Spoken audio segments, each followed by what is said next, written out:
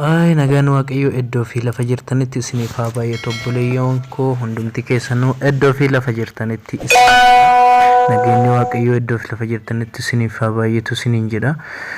Inna har'a mootu waan tokko isin barsiisa jedheetan qabadhee waan isin fayyaduu danda'a jedheetan qabadhee isiniif dhufetu jira. Wantan isiniif qabadhee dhufe mootu appilikeeshinii afaan Arabiffaatii afaan kamiinuu afaan addunyaa kanarra jiran kamiinuu salphumatti afaan kan keetiin hiikachuu akka dandeessu afaan Oromootti akka jijjiirattee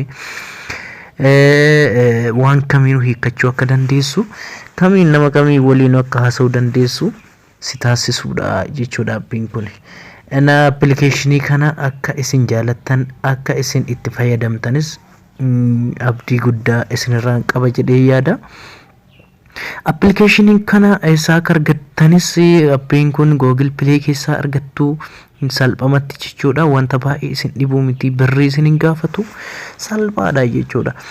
Inna aappii kana ijoolleen baay'een isaanii barsiisanii jiranii afaan Oromootii fi afaan Oromoofaatiinis Ingiliffaanis Amaariffaanis jechuudha. Baay'een isaanii irra deddeebi'aa barsiisanii jiran. Inna paartiidhaanis qabadhee waan baay'ee of keessaa qaba waan ta'eef paartiinis qabadheen dhufuu hin danda'a jechuudha. Paartii tokkoffaa jedheetan paartii lammaffaa paartiidhaan qabadhee isinii dhufa baay'ee isa keessatti wanta ibsa baay'ee waan qabuuf jechuudha. Inna appilikeeshiniin kun inkunoo isa kana jechuudha. Aappiin kun aappii ajaa'ibaa aappii baay'ee namatti tolu aappii ijoollee keenya fayyadan jedhee yaadee inna qabadhee isinii dhufee jira. Kunoo aappiin kunoo isa kana jechuudha. Aappiin kana Inna appilikeeshiniin kana Google Play keessa seentanii maqaa isaa Translateedha. Isa kana Google Play keessa seentanii buufattan jechuudha salphumatti waan baay'ee isin rakkisuu mitiyyuu. Inna akkasuma warri YouTube channel kanaaf haarawaa taatan subscribe godha. Subscribe sun goone hin jalqabina hin daawwatina. Like share godha waliif dabarsa. Ati ufii barattee namni biraa osoo hin baratin akka hin seenne namni tokkollee jechuudha. Inna nama akka kan kee duwwaatii aartu rakkatantu jira waan ta'eef Google Play jedha. WhatsApp irraanis haa ta'u Telegiraamiinis waan barbaadeenis haa ta'u FBs irraan share godhaa fi itti fayyadamanii ifnuufaa ifu ijji kennaa ifu abanamu sodaa kamirraayyuu bilisaa taanu. Appilikeeshiniin kun ajaa'iba waan ittiin sodaattanii mitiyyuu. Kanaaf eessaa akka argattan isinin mul'isa na wajjin ta'a isinin jedha. Aappii kana Google Play keessa argattu. Google Play keessa seentan jalqaba. Google Play keessa akkuma seentaniini gubbaa kanarratti search gootan search kana tuttanii kana maqaa isaa barreessitan jechuudha. Bootaa sanatti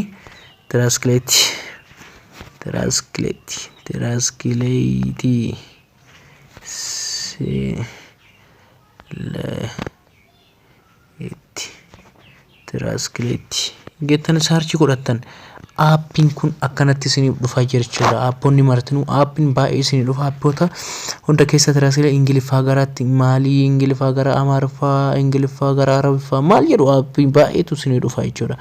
Aappoota kanneen keessa generaalii kan ta'etu jira. Generaaliin jechuun walii gala. Inna aappiin kun kunoo isa kana no isa kana jedha dhiifama. Aappiin kun isaan kanneen keessaa kunoo aappiin kana jechuudha. Aappiin kana kalarii isaas kana yoo hin taane aappii kamiinuu buufachuu hin danda'amu dogongora ta'a jechuudha. Na aappiin kun isa kana jechuudha. Kunoo aappii kana buufadhaa itti fayyadama. Isa kana maqaa isaa Translateedha. Aappiin kun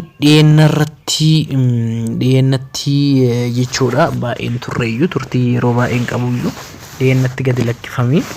Inna aappiin kun Googleedhaan wal qabata waan ta'eef jechuudha. Inna fayyadama keessa isaas isin mul'isa keessa tuxxani. Yeroo isin keessa tuxxanii jettan isiniif ammootu install jedhee isinii fida jechuudha. Jala isaatitti install jecha jedhu isinii fida. jecha install jedhu isinii fida. Jechi install jedhu sanirra gadi tuxxanii yoo install jedhee laakkahee dhibba laakkahee isinii fide hamma laakkahee quxurii laakkahee sana isinii fide fixee ka'een jedheen booda iddoo goonni akkanaa irratti open jedhee isinii fida. Naan ammootu upload naan jedhee jira gana haaromsi naan jedhaa jira jechuudha. Innaa yoo inni akkasitti isinii fide jedhee open gootanii keessa seentan garaa isaa keessin yeroo seentan maal akka fakkaan waan buufadhee jiruu fi intinidha deebi'ee upload godhii naan jedha waan ta'eef garaa isaa keessi maal akka fakkaatu isinitti mul'isa. Na wajjin ta'a. Subscribe godhi, like, share godhi. Innaa appii kana keessa seentan kun akkanatti. Appiin kun yoo keessa seentanii isiniif akkana fida jechuudha. Garaa isaa keessi illee kana akkanumatti isinii fida. Innaa yeroo akkanatti isinii fidee jedhu mircaan keessan jechuudha gubbaa kanarratti mircaa isinii kenna. Ingiliffa ta'uu danda'a, waan barbaachisa ta'ee afaan ta'e fiduu danda'a jechuudha. Gubbaa kanarratti kunooti. Anama fakkeenyaaf Ingiliffa gara Oromofaatti jedhee maxxanfadhee jira jechuudha asirratti. Isinii galaa miti?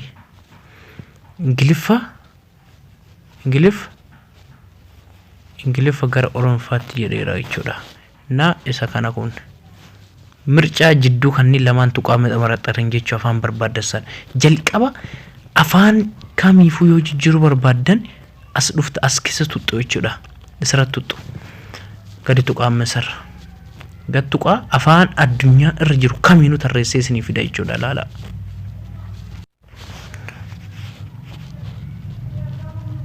kunoot afaan kamiyyuu naaf fidee jira. Afaan addunyaa kanarratti argama hundumaa afaan xiqqaa guddaa afaan isin dhageettanii beenne maratu jira jechuudha.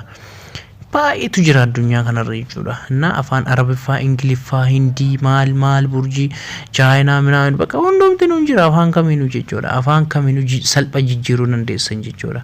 Na afaan kana amma afaan Ingiliffarra deeffadhee jira jechuudha. Barbaada Oromoffa deebisuu danda'a. Ingiliffatti, Afrikaa, Amaariffaa, Arabiffaa hundumarrattuu deeffachuu dandeessan.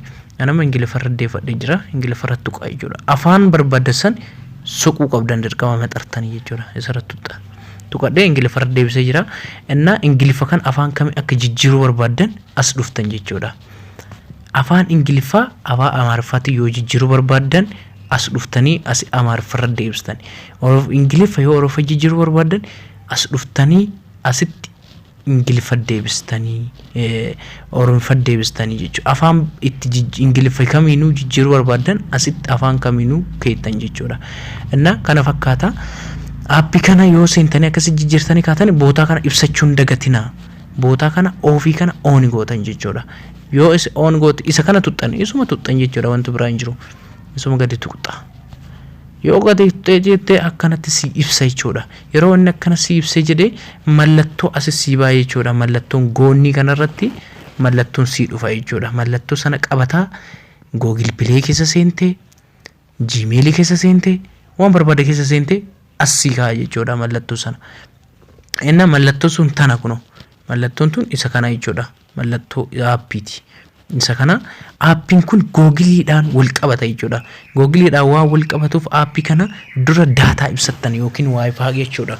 Innaa usu daataa ibsatiin afaan kamiinuu isin jijjiiruu hin danda'u. Amma an daataa banee jiru naan jijjiiru afaan jeneraal jecha jedhu kan waan qara jijjiiree jiruuf jechuudha. Waan qara yaaleeruuf akkas naan jedhaa jira.